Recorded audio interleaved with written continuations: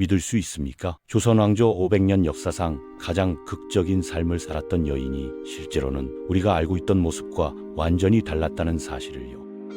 그 여인의 이름은 장희빈입니다. 그동안 우리는 그녀를 가난한 궁녀 출신의 악녀로만 기억해왔지만 역사 기록들을 자세히 들여다보면 놀라운 진실들이 드러납니다. 이제 그 숨겨진 이야기들을 본격적으로 파헤쳐 보겠습니다. 장희빈에 대한 가장 큰 오해부터 바로 잡아야겠어요. 많은 사람들이 그녀를 천한 신분 출신으로 생각하고 있는데 이는 사실과 다릅니다. 장희빈의 본명은 장옥정이었고 그녀는 인동 장씨 집안의 딸이었거든요. 족보를 통해 확인해보니 흥미로운 사실이 발견됩니다. 1795년과 1872년에 제작된 인동 장씨 족보에는 장희빈의 이름이 전혀 기록되어 있지 않았어요. 그런데 1998년에 나온 최신 족보에서야 비로소 그녀의 흔적을 찾을 수 있었죠. 왜 이런 일이 벌어졌을까요? 바로 정치적 탄압 때문이었습니다. 당시 조정에서 장희빈을 역적으로 규정했기 때문에 본가에서도 화를 입을까 두려워 족보에서 그녀의 이름을 의도적으로 빼버린 거예요. 그러다가 현대에 와서야 이제는 옛날 일이니까 우리 조상을 찾아서 기록해야 한다는 생각으로 족보에 다시 올린 것이죠. 장희빈의 아버지는 장경이라는 인물이었는데 그는 사역원의 역관이었습니다. 사역원이라고 하면 조선시대 통역과 외교 업무를 담당하던 기관이에요. 즉 장경은 중인 신분의 전문직 공무원이었던 셈입니다. 더욱 놀라운 것은 장희빈의 할아버지 장흥인의 이야기예요. 그는 16세기 후반부터 활약한 뛰어난 역관이었는데 청나라 사신들을 능숙하게 다룰 줄 알았고 탐욕스러운 사신이 와도 감히 뇌물을 요구하지 못할 정도로 위엄이 있었다고 기록되어 있습니다.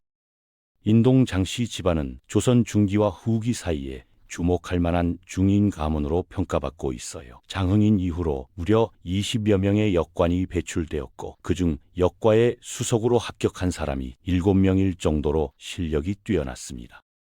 그런데 장옥정의 아버지 장경이 일찍 세상을 떠나면서 그녀를 거둬준 사람이 있었어요. 바로 오촌 당숙인 장현이었죠. 이 장현이라는 인물이야말로 당대 최고의 거부였습니다.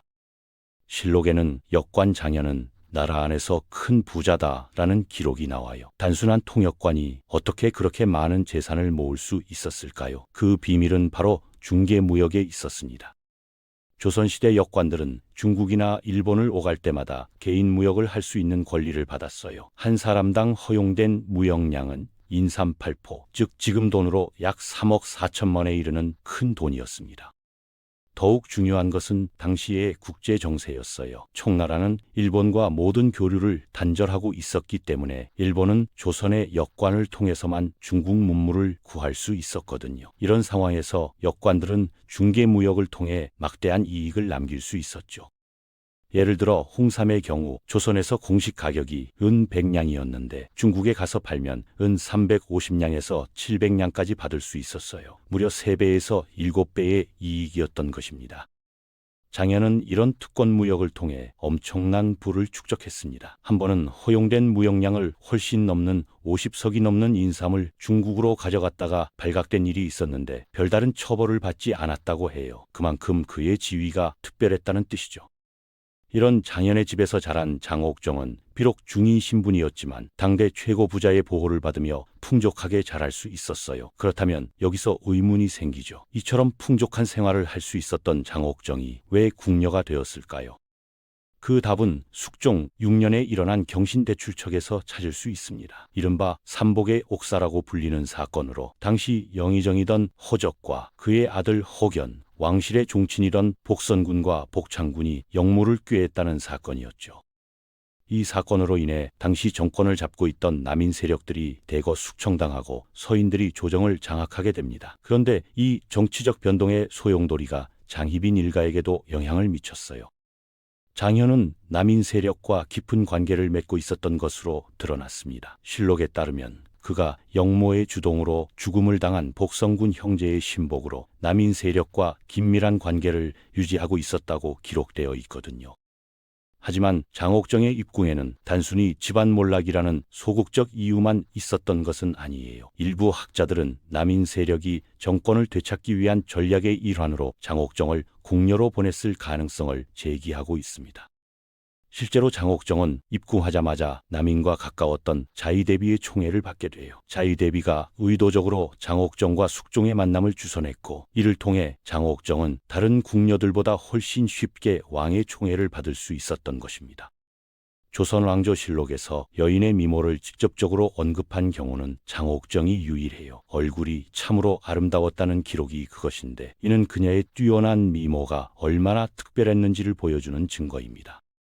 자신의 아름다움을 이용해 신분 상승을 꾀하려던 장희빈과 왕의 지지를 얻어 정권을 되찾으려던 남인 세력의 이해관계가 맞아떨어진 거죠. 그리고 장옥정은 입궁한 지 몇 달 만에 숙종의 총애를 받는 데 성공합니다. 하지만 당시 조정을 장악하고 있던 서인들도 가만히 있지 않았어요. 숙종의 첫 번째 왕비 인경 왕후가 죽자 서인들은 재빠르게 자신들 가문에서 새 왕비를 내보내려는 계획을 세웠습니다. 상복이 채 끝나기도 전에 송시열과 김수왕 등 서인파의 핵심 인물들이 모여서 병조판서 민유중의 딸을 왕비로 결정했어요. 당시 대비인 명성왕후가 서인 가문 사람이었기 때문에 문제될 것은 없었죠.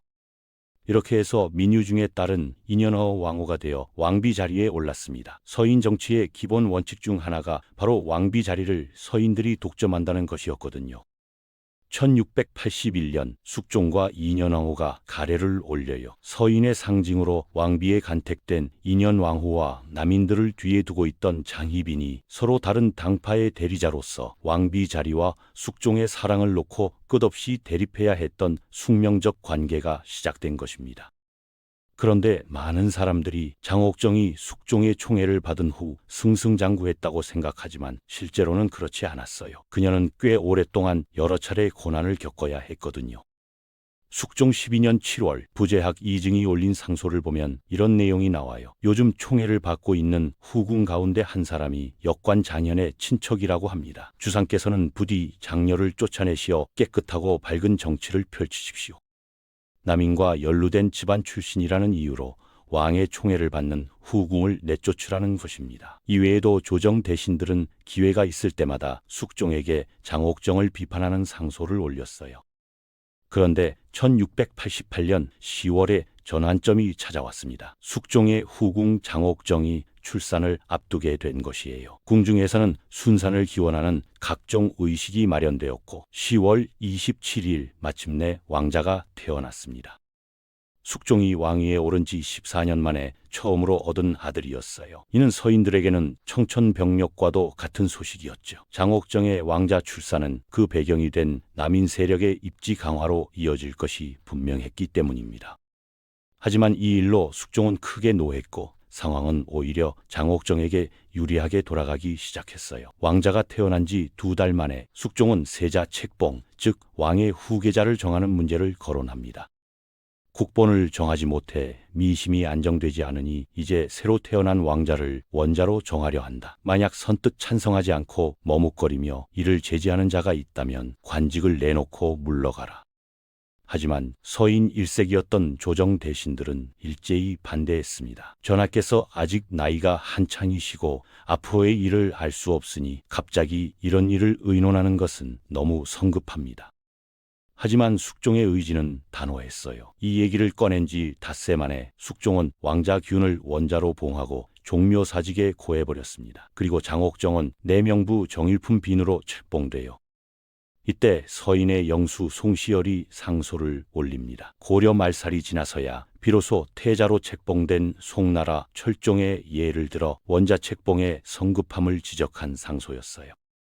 그러나 이것은 오히려 숙종의 분노를 불러왔고 10년 동안 유지되어 온 서인 정권이 몰락하는 계기가 되고 맙니다. 상소를 올렸던 송시열은 삭탈관직을 당한 뒤 정옥으로 유배되었고 얼마 후 결국 사사명령을 받게 돼요. 서인의 영수이자 당대의 거유인 우암 송시열이 이렇게 죽음을 맞은 것입니다. 이어서 서인들에 대한 대대적인 숙청이 벌어지는데 이것이 바로 기사환국이에요. 송시열을 비롯해 김수왕과 홍치상 등 18명이 죽고 59명이 유배를 당했습니다. 이외에도 26명이 파직과 삭탈관직을 당하는 등 100명 이상의 서인이 처벌을 받았어요. 그들이 물러난 자리는 남인들의 차지가 되었죠.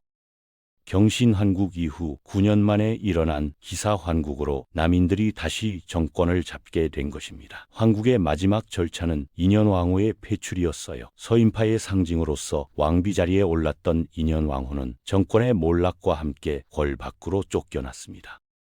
인현왕후 민씨가 폐출된 지 여흘 만에 숙종은 장희빈을 왕비로 책봉해요. 중인 신분의 전직 궁녀 장옥정이 마침내 숙종의 세 번째 왕비가 된 것입니다. 조선왕조 500년 동안 수많은 왕비들이 대조전을 거쳐갔지만 궁녀 출신으로 이곳의 주인이 된 사람은 장희빈이 유일합니다. 엄격한 신분제도가 존재했던 조선에서 그야말로 파격적인 사건이었던 셈이에요. 그런데 중인 출신의 장희빈이 왕비 자리에 오를 수 있었던 배경에는 숙종의 총애나 남인이라는 정치 세력의 뒷받침만으로는 설명할 수 없는 더 큰 세력이 있었어요. 바로 조선 후기 사회의 또 다른 축으로 등장한 중인 계층이 그들입니다. 조선 후기 전문적인 능력과 경제력을 가진 중인 계층은 단순히 경제적 이권만을 위해 정치권과 결탁한 것이 아니었어요. 급변하는 시대의 흐름 속에서 중인들은 스스로 사회 변화의 주체가 되기를 원했던 것입니다. 숙종 때 여러 차례 환국이 일어난 것은 이처럼 중인 계층과 정치권이 서로의 이권과 목적에 따라 결탁해 있었던 상황과도 깊은 연관이 있어요. 1694년 다시 한번 정권이 바뀌는 사건이 일어나는데 장희빈의 왕비 책봉 이후 세력을 잡고 있었던 남인들이 밀려나고 서인들이 다시 집권하는 갑술 환국이 바로 그것입니다. 이 정권 교체와 함께 폐출되었던 인현왕후는 다시 왕비로 복위되고 장옥정은 다시 빈으로 강등되어 취선당에 머물게 돼요. 몇 년 동안 장희빈은 숙종의 관심 밖으로 밀려난 존재나 다름없었습니다. 그런데 1701년 인현왕후 민씨가 죽으면서 장희빈은 또 다른 사건에 휘말리게 됩니다. 숙종의 총애를 받고 있던 숙빈 최씨가 인현왕후의 죽음이 장희빈의 저주 때문이라고 숙종에게 밀고한 것이에요. 물론 나라의 국모인 왕비를 저주해서 죽음에 이르게 했다면 그냥 넘길 수 없는 죄였을 거예요. 하지만 왕위와 세자 자리를 놓고 치열한 암투가 벌어지던 궁중에서 상대방을 저주하던 여성이 비단 장희빈 한 명뿐이었을까요? 조선시대 저주죄로 처벌을 받았던 후궁들의 사례를 찾아보니 여러 명이 있었어요. 궁중에서 저주 행위는 이렇게 종종 일어나는 사건이었지만 사사까지 받기는 어려웠습니다. 그런데 유독 장희빈만은 달랐어요. 당시 조정 대신들은 장희빈이 한때 군모 자리에 있었고 세자의 어머니라는 이유로 사사를 반대했습니다. 하지만 장희빈의 용서를 청하는 대신들에게 숙종은 단호한 의지를 밝혔어요. 내가 살아있는데도 이럴진데 이 사람을 살려둔다면 후일 안팎으로 그 화근을 심어 국가의 근심이 이루 말할 수 없게 될 것이다. 숙종이 그토록 총애했던 장희빈에게 끝내 사약을 내린 이유는 무엇이었을까요? 숙종은 자신이 사망하고 세자가 왕위에 올랐을 경우 장희빈이 살아있으면 남인들과 결탁해서 서인 정권을 또다시 갈아치우고 남인 정권이 다시 들어설 것을 우려했던 것으로 보입니다. 13살의 어린 나이에 왕위에 오른 숙종은 신권이 극히 강했던 시절을 겪었기 때문에 왕권 강화에 대해 남다른 의지를 가지고 있었거든요.